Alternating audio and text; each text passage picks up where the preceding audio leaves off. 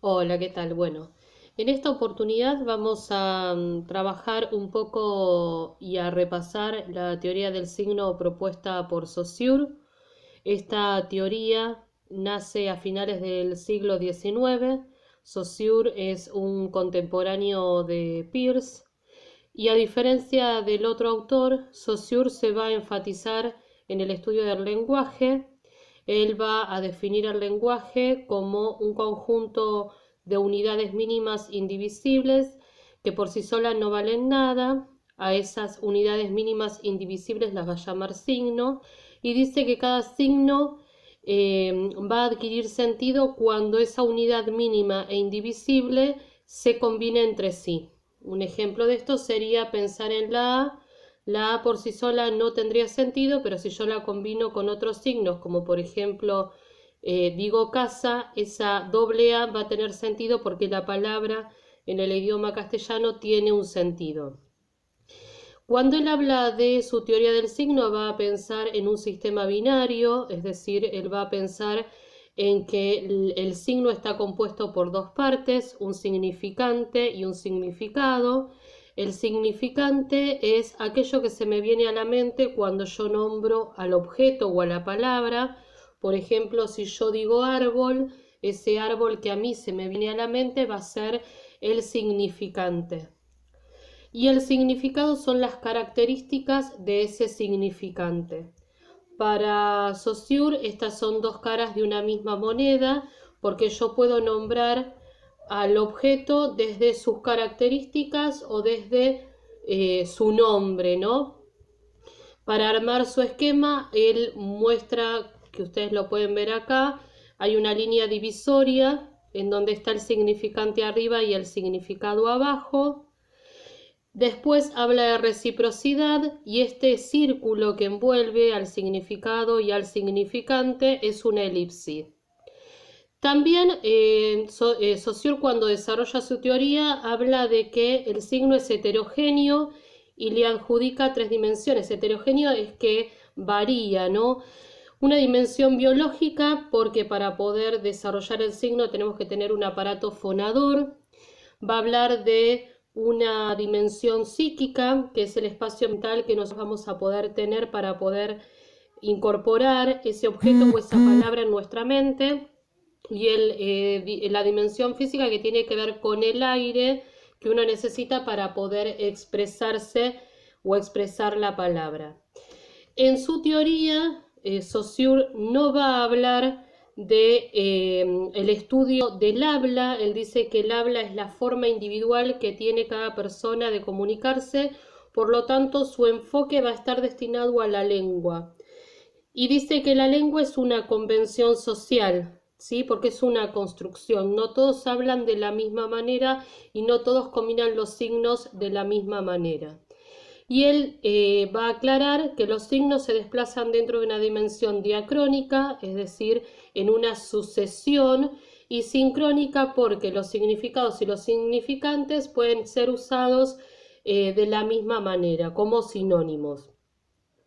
Otra de las características que tiene el signo para Saussure es que el signo es convencional y es arbitrario. Es convencional porque es una construcción. Los seres humanos somos seres que construimos, y es arbitrario porque está impuesto, es decir, nosotros adquirimos ese conjunto de signos y lo llevamos adelante. Por otro lado, vamos a desarrollar la teoría de Peirce. Dijimos que Peirce y Saussure son contemporáneos. Peirce desarrolla también su teoría a finales del siglo XIX. Peirce es estadounidense, nació en 1839 y murió en 1914, fue filósofo, físico, y a diferencia de Saussure, él no va a estudiar la lingüística, sino se lo considera el padre de la semiótica, y él lo que va a hacer es estudiar la forma en que el hombre se relaciona con los signos, ¿sí? Ese es como su enfoque teórico, ¿no? Cómo estos signos nos atraviesan permanentemente y cómo nosotros podemos reconocerlos de manera figurativa, ¿no? Porque Recién cuando uno estudia un poco la teoría de los signos de Saussure se da cuenta de que es verdad lo que él plantea, de que estamos todo el tiempo atravesados por signos.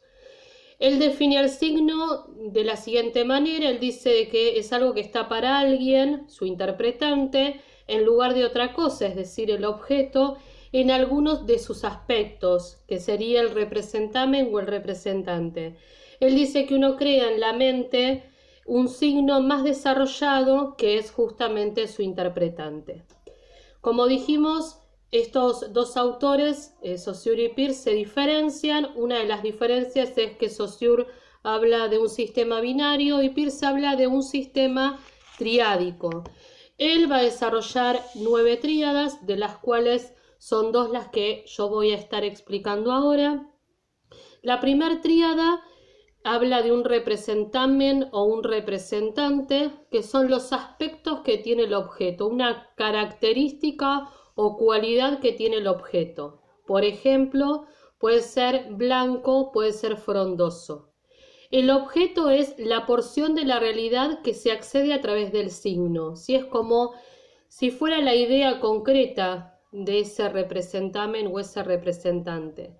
Y el interpretante es el signo que se produce en la mente de la persona. Si yo digo frondoso o digo blanco, se me puede venir a la mente, por ejemplo, como objeto un vestido o un árbol, y el interpretante va a ser esta relación que se establece entre este representamen y este objeto. Por ejemplo, vestido de novia o, por ejemplo, árbol frondoso. ¿Sí? Estas son las diferentes maneras que tenemos de pensar esta primer tríada. A su vez, la segunda tríada, que es la más comprensible de todas, habla de un signo icónico, habla del icono como un signo que tiene relación de semejanza con el objeto que representa. No es el objeto en sí, pero si uno lo ve, lo puede reconocer como el objeto real, porque tiene rasgos similares. Por ejemplo, si yo dibujo una casa, yo puedo reconocer esa casa porque algo del objeto real existe en ese dibujo. Él pone, por ejemplo, las pinturas, los retratos, los mapas y las fotografías. El signo indicial, el índice, es un signo que tiene una relación de contigüidad o de continuidad entre el signo y lo real. Es un signo que me indica algo. Por ejemplo, si yo veo una huella, ese signo me indica que alguien pasó por allí. O si veo, por ejemplo, una mancha en el piso, ese signo me podría indicar que algo se volcó. Un signo simbólico es un signo que tiene un lazo convencional. Yo siempre que lo pienso al símbolo, pienso como un signo que representa una idea o un pensamiento, ¿sí? Y es el nombre de la cosa, también es simbólico, ¿no? El nombre de las cosas son signos simbólicos, no son signos convencionales. Pero esta teoría compleja de Peirce, habla de que los signos en sí pueden representar diferentes vínculos, es decir, un signo simbólico puede ser un signo indicial y también un signo icónico.